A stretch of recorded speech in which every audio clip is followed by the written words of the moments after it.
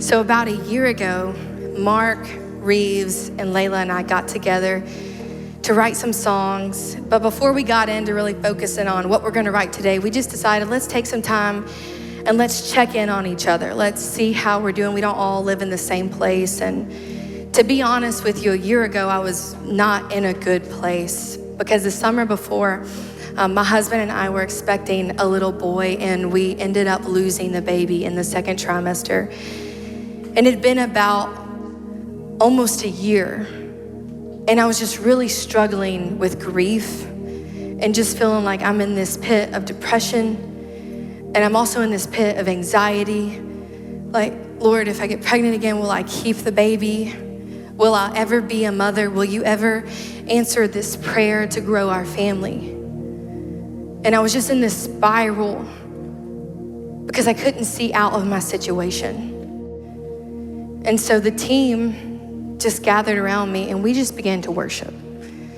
And not even verbalizing it, we began to write a song that met me right in my situation. And we just began to sing the chorus of the song we're about to sing. And it just says, I remind myself, you are faithful, God, and that is who you are. You know, the Bible says that David encouraged himself in the Lord. And sometimes you have to encourage yourself in the Lord and remind yourself that God is faithful, and remind yourself what he's done in the past, and remind yourself that despite what you see, it does not change who God is. And we just began to worship. I just began to cry like, God, you're faithful. I know you hear my prayers. And although they feel unanswered right now, I'm gonna keep praying the unanswered prayers. I'm gonna keep believing that you're faithful no matter what, no matter how this story ends. God, I trust you. And we began to sing the bridge of this song. And it just says that you will finish what you started. And from these tears will grow a garden. Someday soon, we're gonna watch dead things bloom. And in Psalm 126, the Bible says, those who sow in tears will reap in joy. And I don't know what your story is tonight, but we all have areas that tempt us to doubt the faithfulness of God.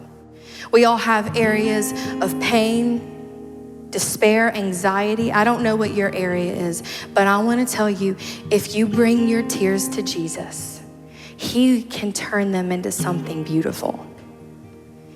That your tears can actually be sowing.